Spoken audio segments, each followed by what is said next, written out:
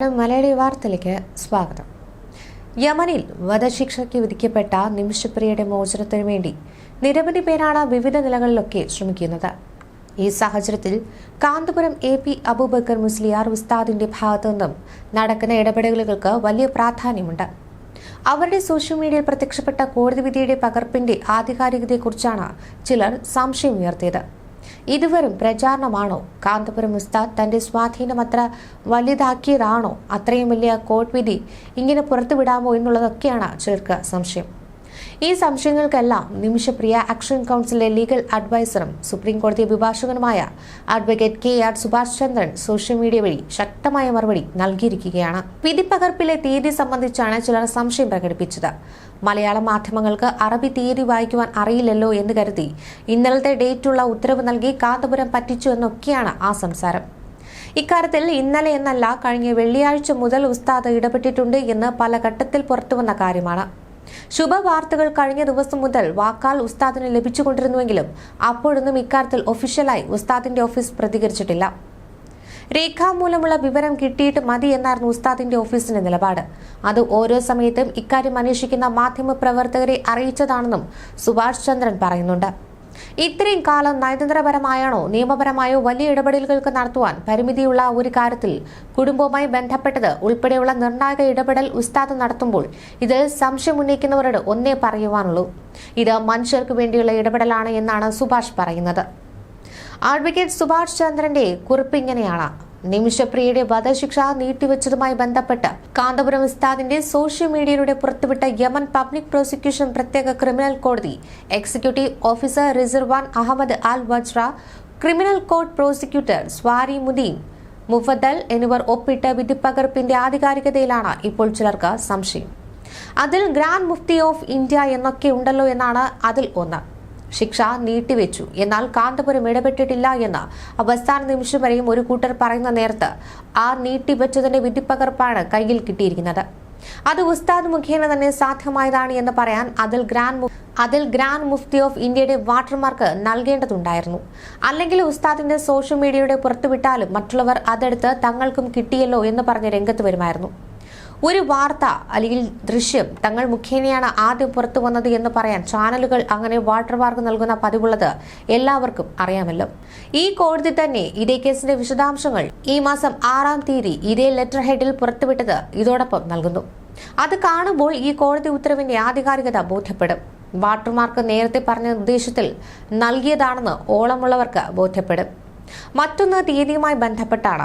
മലയാള മാധ്യമങ്ങൾക്ക് അറബി തീയതി വായിക്കുവാൻ അറിയില്ലല്ലോ എന്ന് കരുതി ഇന്നലത്തെ ഡേറ്റുള്ള ഉത്തരവ് നൽകി കാന്തപുരം പറ്റിച്ചു എന്നൊക്കെയാണ് ആ സംസാരം. ഇക്കാര്യത്തിൽ ഇന്നലെ എന്നല്ല, കഴിഞ്ഞ വെള്ളിയാഴ്ച മുതൽ ഉസ്താദ് ഇടപെട്ടിട്ടുണ്ട് എന്ന് പല ഘട്ടത്തിൽ പുറത്തുവന്ന കാര്യമാണല്ലോ. ശുഭവാർത്തകൾ കഴിഞ്ഞ ദിവസം മുതൽ വാക്കാൽ ഉസ്താദിന് ലഭിച്ചുകൊണ്ടിരുന്നുവെങ്കിലും അപ്പോഴൊന്നും ഇക്കാര്യത്തിൽ ഒഫീഷ്യലായി ഉസ്താദിന്റെ ഓഫീസ് പ്രതികരിച്ചിട്ടില്ല. രേഖാമൂലമുള്ള വിവരം കിട്ടിയിട്ട് മതി എന്നായിരുന്നു ഉസ്താദിന്റെ ഓഫീസിന്റെ നിലപാട്. അത് ഓരോ സമയത്തും ഇക്കാര്യം അന്വേഷിക്കുന്ന മാധ്യമപ്രവർത്തകരെ അറിയിച്ചതുമാണ്.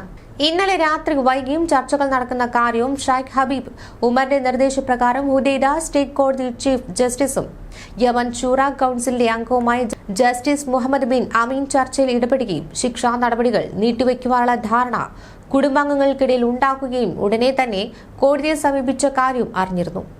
രാത്രി വൈകിയുണ്ടായ വിധിയുടെ ഉത്തരവ് രേഖയാൽ എടുത്ത താമസമോ കയ്യിൽ ലഭിക്കുവാൻ വൈകിയതോ ഒക്കെ ഈ വിഷയത്തിൽ സംഭവിച്ചിരിക്കാം.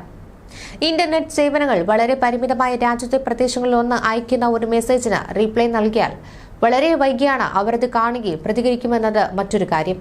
ഇന്ന് രാവിലെ മുതൽ മാധ്യമങ്ങൾ ബന്ധപ്പെടുന്ന സമയത്തും ശുഭവാർത്തയുണ്ട്. രേഖ കയ്യിൽ ലഭിച്ചാൽ പ്രതികരിക്കും എന്ന് തന്നെയായിരുന്നു ഉത്തരം. അങ്ങനെ ലഭിച്ച അവസരത്തിലാണ് ഉസ്താദ് പ്രതികരിക്കുന്നത്. അപ്പോഴും ഡേറ്റ് ശ്രദ്ധയിലില്ലാത്തതോ അല്ലെങ്കിൽ മലയാളികളെ പറ്റിക്കാമെന്ന് കരുതിയോ അല്ല കോടതിയിൽ കഴിഞ്ഞ ദിവസം തന്നെ ഇടപെടലുകൾ ഉണ്ടായെന്ന് പറഞ്ഞല്ലോ. അപ്പോൾ അത് ആ അർത്ഥത്തിൽ തന്നെ സംഭവിച്ചതായി മനസ്സിലാക്കുകയുള്ളൂ. ഇത്രയും കാലം നയതന്ത്രപരമായോ നിയമപരമായോ വലിയ ഇടപെടലുകൾക്ക് നടത്താൻ പരിമിതിയുള്ള ഒരു കാര്യത്തിൽ കുടുംബവുമായി ബന്ധപ്പെട്ടത് ഉൾപ്പെടെയുള്ള നിർണായക ഇടപെടൽ ഉസ്താദ് നടത്തുമ്പോൾ അതിൽ സംശയം ഉന്നയിക്കുന്നവരോട് ഒന്നേ പറയുവാനുള്ളൂ: ഇത് മനുഷ്യർക്ക് വേണ്ടിയുള്ള ഇടപെടലാണ് എന്നായിരുന്നു കുറിപ്പ്. കൊല്ലപ്പെട്ടയാളുടെ കുടുംബവുമായി ഇതിനു മുൻപ് ബന്ധം സ്ഥാപിക്കാനാകുവാൻ സാധിക്കാതിരുന്ന ഇടത്താണ് കാന്തപുരത്തിന്റെ ഇടപെടലിലൂടെ ആശയവിനിമയം സാധ്യമായത്. നിമിഷപ്രിയയുടെ മോചന പ്രതീക്ഷയ്ക്ക് വെളിച്ചം കിട്ടുന്നതിലൂടെ തന്നെ തലാലിന്റെ സഹോദരൻ അബ്ദുൾ ഫത്താഹ് മഹദിയുടെ വാക്കുകളിൽ പ്രതീക്ഷയ്ക്ക് മങ്ങൽ വീഴ്ത്തുകയും ചെയ്യുന്നുണ്ട്.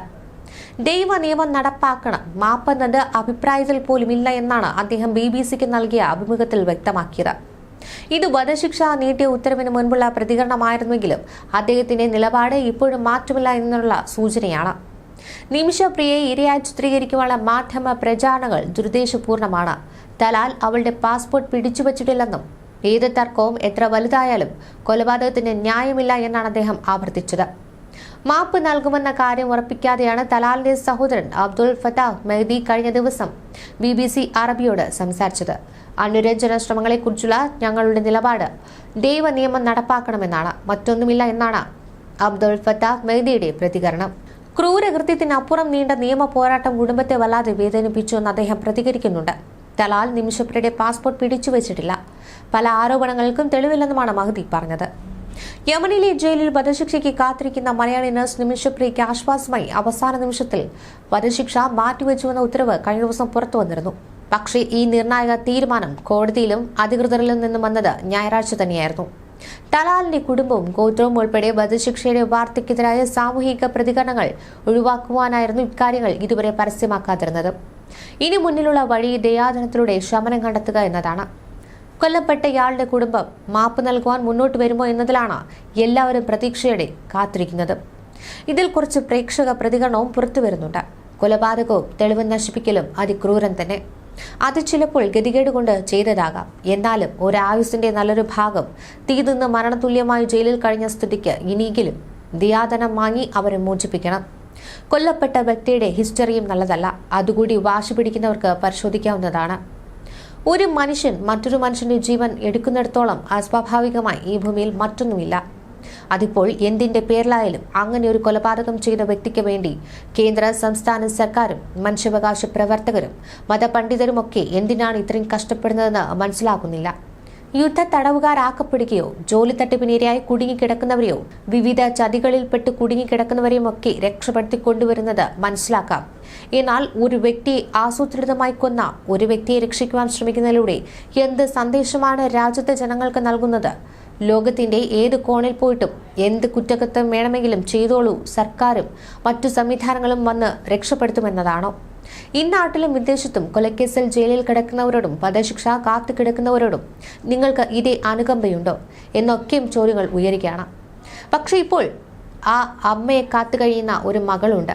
ആ മകൾക്ക് വേണ്ടിയാലും ഒറ്റക്കിട്ട് നിന്നേ കഴിയൂ. കാരണം വർഷങ്ങൾ പലതായി സ്വന്തം അമ്മയെ ഒരു അരികിലേക്ക് കാണുവാനായി, അല്ലെങ്കിൽ സ്വന്തം അമ്മയ്ക്കൊപ്പം ഒരു ദിവസം ഒന്ന് പങ്കിടുവാനായി ആ കുഞ്ഞും ആഗ്രഹിക്കുന്നുണ്ട്. ഇത്രയും വർഷത്തെ ജയിൽവാസത്തിനിടയിൽ ഒരു ദിവസമെങ്കിലും പശ്ചാത്തപിച്ചിട്ടുണ്ടാകാം. തീർച്ചയായിട്ടും അതുകൊണ്ട് തന്നെ ഒരു നല്ല നാളേക്ക് വേണ്ടി, ഒരു നല്ല പ്രതീക്ഷയ്ക്ക് വേണ്ടി നിമിഷ പുറത്തിറങ്ങട്ടെ എന്നാണ് ഏവരും പ്രാർത്ഥിക്കുന്നത്. ന്യൂസ് ഡെസ്ക് മലയാളി വാർത്ത.